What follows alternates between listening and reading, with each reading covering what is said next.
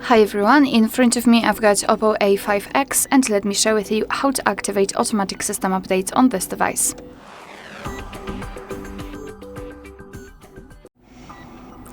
So let's begin with opening the settings, and here we have to scroll down to the very bottom to find About Device. Then let's scroll down again and go to the version and find version number. Now let's keep tapping on it until you'll see that you're in the developer mode, and then go back to the general list of the settings.